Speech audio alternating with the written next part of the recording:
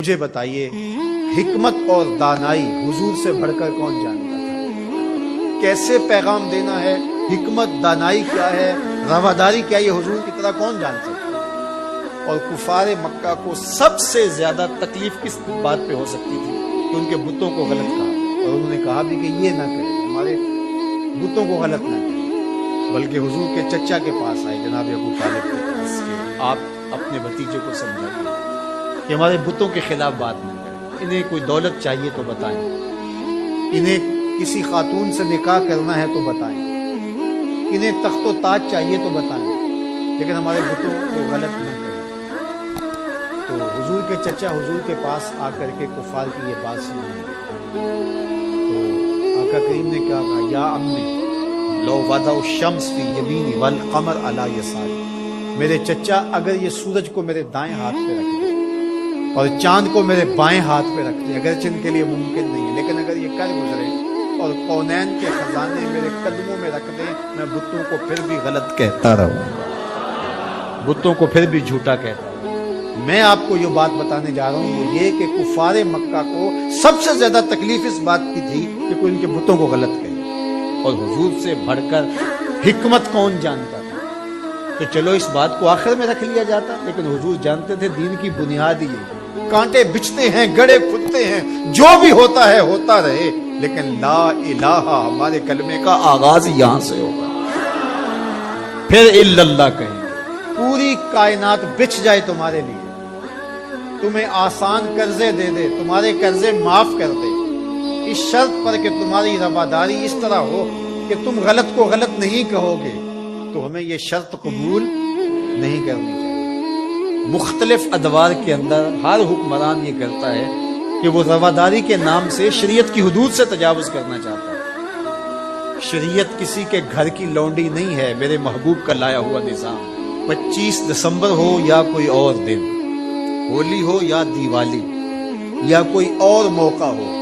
غیر مسلموں کے ساتھ ہمیں رواداری کا جو سبق ہمارے دین نے ہمیں دیا ہے، ہمیں اچھی طرح سے یاد ہونا چاہیے۔ ہم نے غیر مسلموں سے رواداری کا طریقہ مغرب سے نہیں سیکھنا، آمنہ کے لال سے سیکھنا۔ تو ہمیں کبھی بھی اس عقیدے سے انحراف نہیں کرنا چاہیے۔ ہمارے آیان اقتدار،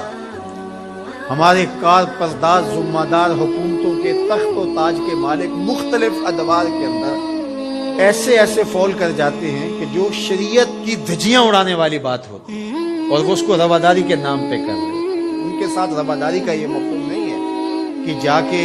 جو ہے وہ ان کے بتوں کی آپ تعظیم کریں اور ان کے اوپر چڑھاوا چڑھاویں یا پرشاد جا کے ان کی کھائیں، یا اسی طرح جو ہے وہ کرسمس ڈے کے اوپر ان کی تقریبات کے اندر اس طرح شامل ہوں کہ ان کے مذہبی شعار کو آپ جو ہے وہ اختیار کر رہے ہوں، تو یہ ہمارا دین اس کی اجازت نہیں دیتا۔ باقی وہ جو بات کہی گئی کہ تم ان کے جھوٹے خداؤں کو گالی نہ دو، وہ تمہارے سچے خداؤں کو گالی دیں گے،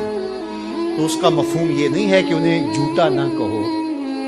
انہیں غلط نہ کہو، بلکہ یہ ہے گالی نہ دو، سب و شتم سے روکا جائے۔ گالی دینا شائستگی نہیں ہوتی، گالی دینا، سب و شتم کرنا، یہ تو آپ کا اپنا دہن بگڑے گا، آپ کی اپنی زبان خراب ہوگی، تو اس سے منع کر دیا گیا ہے گالی نہ دو، تو اس کا مفہوم یہ نکال لیا گیا کہ ان کے بتوں کا احترام کرو، یہ مفہوم نہیں۔ تو یہ نہیں ہو سکتا۔ رواداری اپنی جگہ پر رعایا ہے، اگر غیر مسلم اسلامی ملک کے اندر ان کے ساتھ اس نے سلوک اپنی جگہ پر، اور وہ ہمارے اسلام نے ہمیں واضح کر دیا ہے، ان کے ایک ایک حق کو متعین کر دیا۔ فقہا نے اس پر بہت کھلے دل سے بحث کی ہے، کوئی امر مخفی نہیں رکھا گیا، معاہد کے ساتھ، مستامن کے ساتھ، ذمی کے ساتھ ساری چیزیں بیان کر دی، بلکہ جو معاہد کے ساتھ جو ہے وہ زیادتی کرتا ہے تو قیامت کے دن اس کا مقدمہ حضور لڑے گا۔ یہ ہمارے دین نے ہمیں بیان کیا، زیادتی نہیں، لیکن اس کا یہ مطلب نہیں ہے کہ جو ہے وہ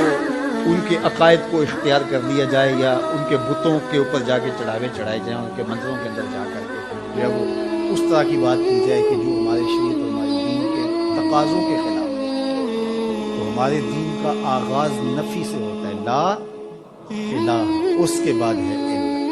اللہ کے علاوہ کوئی معبود